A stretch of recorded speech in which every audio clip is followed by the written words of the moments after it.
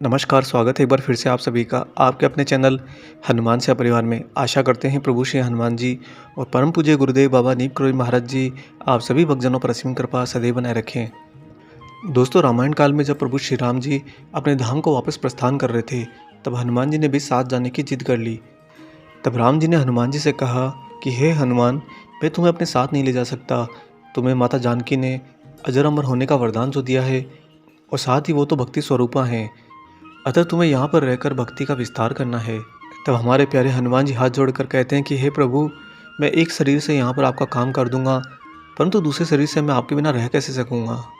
तब राम जी हनुमान जी के सिर पर हाथ रखते हुए कहते हैं कि हे हनुमान, मैं तुम्हें आज से एक वरदान देता हूँ और मेरा तुम्हें ये आशीर्वाद है कि मैं सदैव तुम्हारे हृदय में रहूँगा। और दूसरा, इस धरती पर जहाँ जहाँ भी मेरा गुणगान होगा, वहाँ सभी जगह पर असंख्य रूप में तुम विद्यमान होकर मेरा गुणगान सुनोगे। इस प्रकार शुरू हुई रामायण की महिमा। उस दिन से जहाँ कहीं भी रामायण का पाठ होता, हनुमान जी वहाँ पहुँचने में एक क्षण का भी विलम्ब नहीं करते। और जब हनुमान जी इतना तीव्रता से दौड़कर किसी स्थान को ग्रहण करने के लिए जाते हैं, तब हनुमान जी अकेले ही नहीं अपितु मुनि, नारद, सनकादि आदि अनेक भक्त वहाँ पर उपस्थित हो जाते हैं। रामायण कथा का अपना ही महत्व है। दोस्तों, जहाँ भी रामायण कथा का पाठ होता है, वहाँ पर हनुमान जी जरूर आते हैं। वह किस रूप में आएंगे, कैसे आएंगे, ये कभी किसी को पता नहीं चलता। हाँ, अगर कोई बहुत ही अथाह भक्ति वाला भक्त हो तो वह जरूर उनकी उपस्थिति को भांप लेता है। आप एक तरह से ये समझ सकते हैं कि रामायण एक ऐसा रस है जिसका रसपान करने के बाद हनुमान जी को प्रभु श्री राम जी से दूरी महसूस नहीं होती, हनुमान जी को प्रभु श्री राम जी की पीड़ा नहीं होती, अपितु हनुमान जी तो राम जी के कार्य करने के लिए और ज़्यादा तत्पर हो जाते हैं और ज़्यादा उतारू हो जाते हैं। और जब भी हनुमान जी रामायण की कथा सुनने के लिए आते हैं, तो जो भक्त और श्रोतागण वहाँ पर रामायण का संपादन करवाते हैं, हनुमान जी लगे हाथ उन सबको आशीर्वाद भी दे जाते हैं, यानी कि बिन मांगे ही बरसा दें मोती।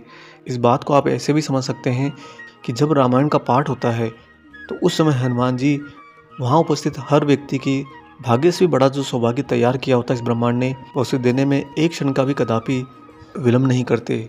हनुमान के अद्वैत अवतरण स्वरूप बाबा नीम करोली महाराज जी ने भी अपने स्वयं के हनुमान होने का प्रमाण रामायण के परिप्रेक्ष्य में ही दिया था।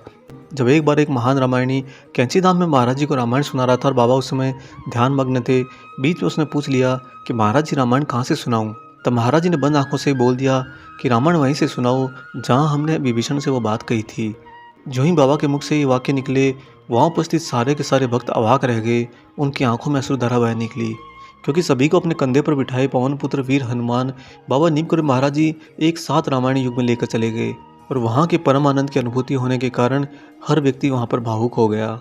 ऐसे ही एक घटना और बताते हैं, जहाँ पर महाराज जी एक ट्रेन के द्वारा कुछ माइयों के संग यात्रा कर रहे थे और समय हो गया था संध्या काल के बाद का।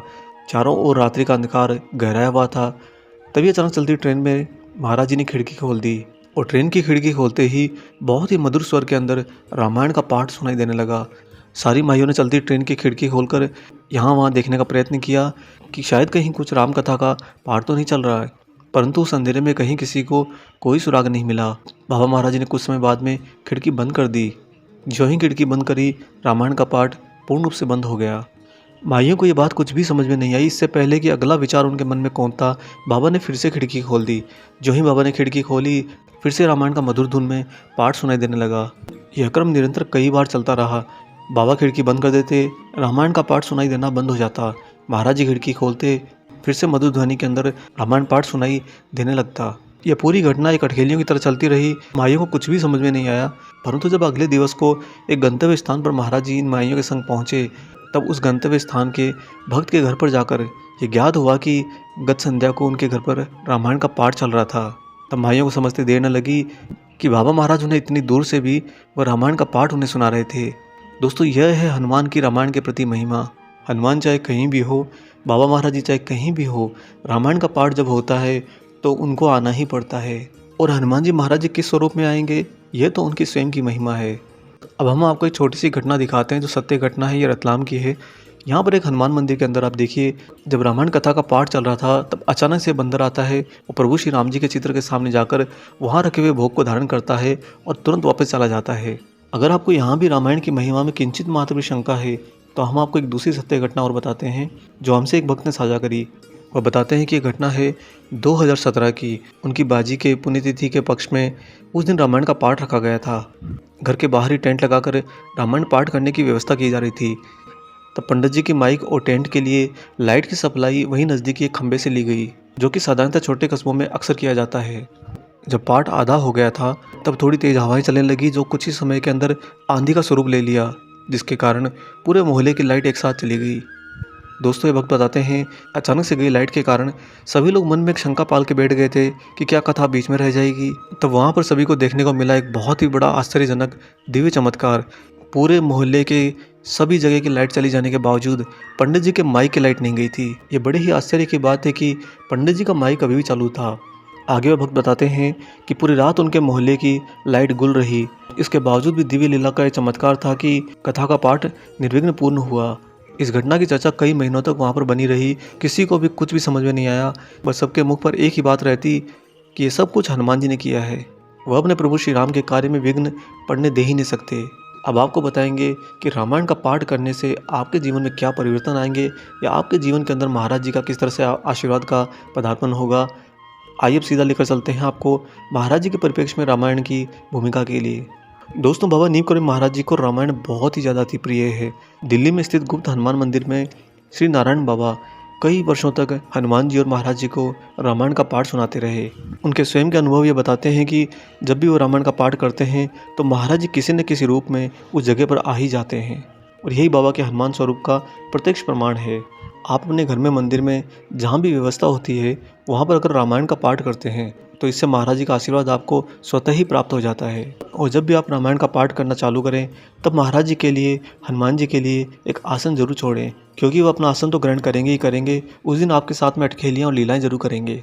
ये हम आपको बड़ी दृढ़ता से विश्वास दिलाते हैं कि जब आप रामायण का पाठ करेंगे तो दोस्तों उस दिन आपको कहीं न कहीं महाराज जी किसी न किसी रूप में ज़रूर टकराएंगे। अब आप कहेंगे कि हम उन्हें कैसे पहचानें? यह तो उनकी इच्छा से होगा, क्योंकि जब वे सूक्ष्म रूप से आपके सामने दिव्य रूप में आएंगे तो उस समय पूरा का पूरा आयाम उनके हाथ में होता है। हम किसी को देख पाते हैं, सुन पाते हैं, पहचान पाते हैं, ये तो इस भौतिक जगत का आयाम है। और अगर पूरा का पूरा आयाम महाराज जी, हनुमान जी के हाथ में हो तो फिर सब उनकी चलती है। फिर भी जैसे ही महाराज जी उस दिवस को आपके समक्ष कहीं ना कहीं आएंगे तो उनके वापस सूक्ष्म जगत में जाने पर आपको एक हल्का सा एहसास ज़रूर होगा कि कुछ तो अजीब हुआ है। और वही एहसास ये मुख्य प्रमाण है कि आपको महाराज जी के दर्शन हो चुके हैं। इसके साथ ही जब आप महाराज जी को रामायण का पाठ सुनाएंगे तब ऐसे में दोस्तों बाबा तो बिना मांगे ही आपकी मनोकामना पूर्ण कर देंगे। जो मनोकामना आप महाराज जी को साझा करना चाहते थे, इससे पहले ही महाराज जी आपकी उस मनोकामना को पूर्ण होने का आपको आशीर्वाद दे देंगे। और इसे कहा जाता है भाग्य से भी बड़ा सौभाग्य प्राप्त होना। इसके साथ ही जब आप महाराज जी को रामायण का पाठ सुनाएंगे तो उस समय ब्रह्मा, विष्णु, महेश, सारे अन्य देवी देवता वहाँ पर विद्यमान रहते हैं।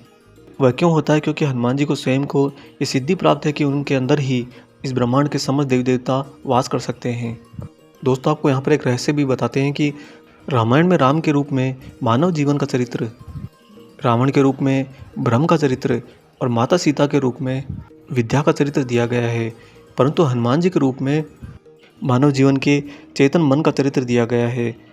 अतः हनुमान जी कोई वानर रूपी जीव नहीं है, वह तो आपके अंदर की चेतना है जो हर पल हर क्षण आपके साथ रहते हैं। चूँकि रामायण का जब पाठ होता है तो आपका मन वहाँ पर पूर्ण रूप से विद्वान रहता है, एकाग्र रहता है, और इसी कारण से कहा जाता है कि वहाँ पर हनुमान जी स्वयं रहते हैं। और अगर इस मन को आपने बाबा नीम करोली महाराज जी के श्री चरणों में लगा रखा है तो यह भी दृढ़ता से प्रमाणित है कि जब आप रामायण का पाठ करेंगे तो वहाँ पर महाराज जी आपके सामने प्रत्यक्ष उपस्थित जरूर रहेंगे। यानी कि आपको बाबा के दर्शन करने के लिए किसी विशेष स्थान पर जाने की आवश्यकता नहीं। जहाँ पर आप रामायण का पाठ कर रहे होंगे वहीं पर आपको महाराज जी की उपस्थिति का एहसास बाबा स्वयं आपको करा देंगे। दोस्तों, हनुमान जी और महाराज जी अपने प्रभु श्री राम के चरणों में पूर्ण रूप से समर्पित हैं।